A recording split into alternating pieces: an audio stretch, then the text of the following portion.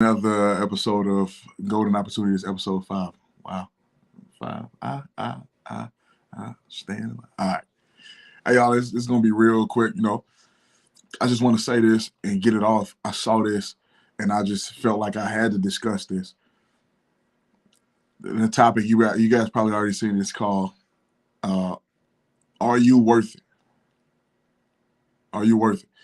So this is Golden Opportunity, where through the lens of striving entrepreneurs, we talk about today's current events. We're going to talk a little bit about sports, maybe a little politics, maybe.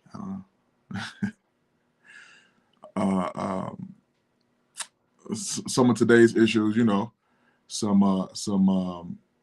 what do they call it? Pop media. I don't know, whatever type of news. We might get to it, but more importantly, this is just really just to highlight the everyday thoughts of a striving young business owner. So let's get into it.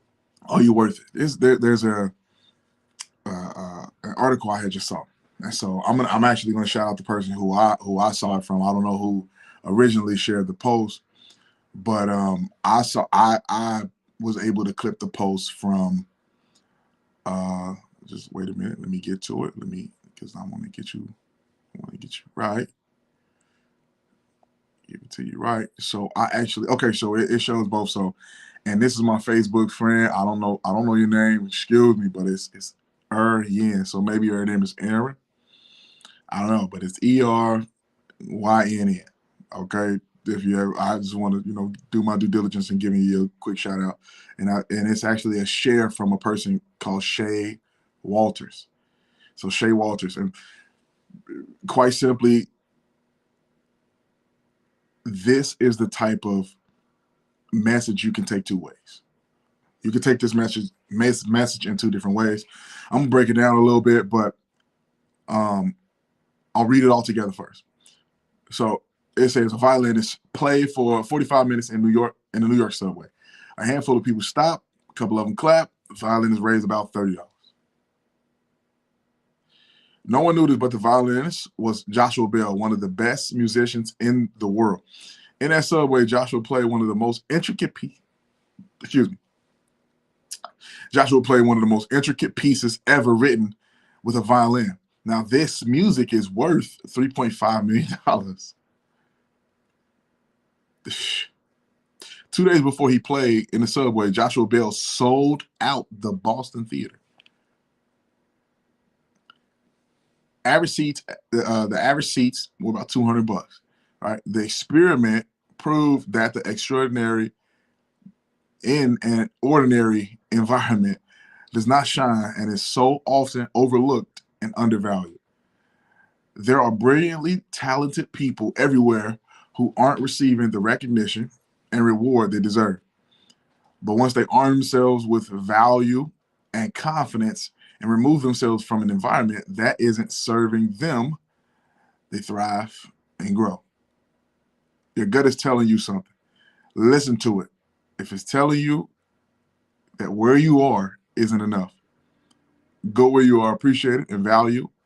Know your worth. Okay, so, all right. For how that is, how it stands, what are some things that you think about? What immediately comes to mind? If I say, are you even worth it?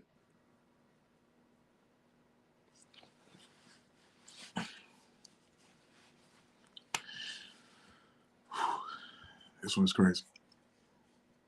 Some of the things that I was thinking about my first time reading this. It wasn't that he was in the wrong place, right? Obviously, you can read and say, yeah, he was definitely in the wrong place. He was in a place where he was undervalued. I would say he was in a place where they didn't know. They just didn't know. They didn't know. They didn't know that the piece that you were doing, although it sounded extraordinary, had they known what it was worth, they'd treat you different. And so that's kind of like the same way, if if okay, there's a valet. You pull up in a Rolls Royce, he knows to treat you different. But if you pull up in a Toyota, yeah, I'll park that, I'll park that crap, old Toyota, 10, 12, 14 years old, because, they never go out. But, pull up in that, yeah, he knows how to treat you, or so he thinks. You with that Toyota, you're worth $50 million. Just choose to drive a Toyota. I know it's possible because Warren Buffett, one of the richest men alive, he still drives a Honda Odyssey, a minivan, a Pacifica or something, something like that. But anyway, when you kind of act accordingly, like you move differently. And so I took a different spin. I took a different approach when I thought about this. And just to think that a piece of music is worth that much. Him being the artist that he is, able to sell out an arena, his work speaks for itself. Obviously, he's somebody who can play the piece, which is, that's a beautiful thing. But all in all, people, how people say when you knew better, you do better. I believe that if they knew, they were, oh my God, you see who that is? Oh my God, do you recognize that music?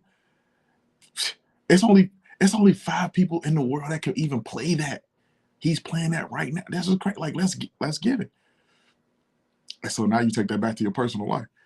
A lot of times people don't know your struggle, like they don't know. Because if they did, they may treat you a little different. You can measure a lot of things about a man or a woman. You can measure the size. You can measure their height.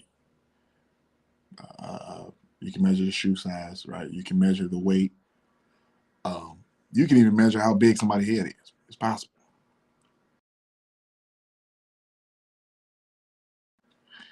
Sorry about that. What you can't do is measure the heart of a man or a woman.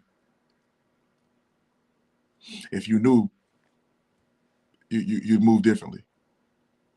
So the thing is that, when I ask the question, are you worth it? Like, are you worth it? When the lights are not on, when the camera's not rolling, are you still working? Are you still grinding? Are you still that beast that if you were put in a situation as to where people they just don't even know. They just don't even, like, if you were put in that position, are you still that same animal? Do you only perform when it's, when the lights are on, when everybody's watching, and you're getting paid, the big bucks? How even are you? That's what I started to think about. I saw that this guy gave the same amount of effort that he did selling out a packed show, which, by the way, the Boston Theater, I think it seats about 330. After doing the math, just on the average, let's say he made 60,000 at that show. That show was sold out. The show was 60,000. He made $30. It didn't seem like he gave a half performance. It says that he played the piece as it was supposed to be played, whether he was in the subway or whether he was in the Boston Theater. One was paying me 60, one was paying me 30, 60,000, one was paying me $30. How you gonna move?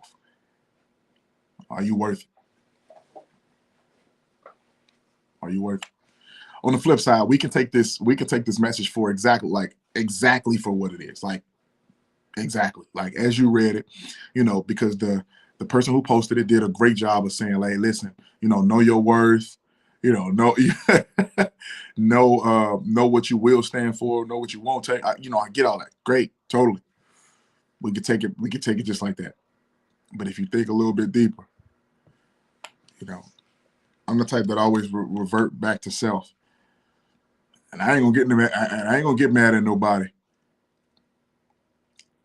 for mistreating me if they have no idea. I can't get mad at nobody for walking past me. Like, who is you? Who is he? I don't know about him. I'm only responsible for what I do and to stay even with it. That's my take, y'all. Shout out to my cameraman who would otherwise be right in the stew with me, breaking everything up, helping me set up and get a better message out. Rebo. Shout out to my co-host who always coming through for me, but couldn't make it to this one. Mr. Lear Gear himself. And that's my take on that, y'all. Until next time, don't hate on nobody, but by God, don't you wait on nobody. All right? And everything you go through, you grow through. Peace.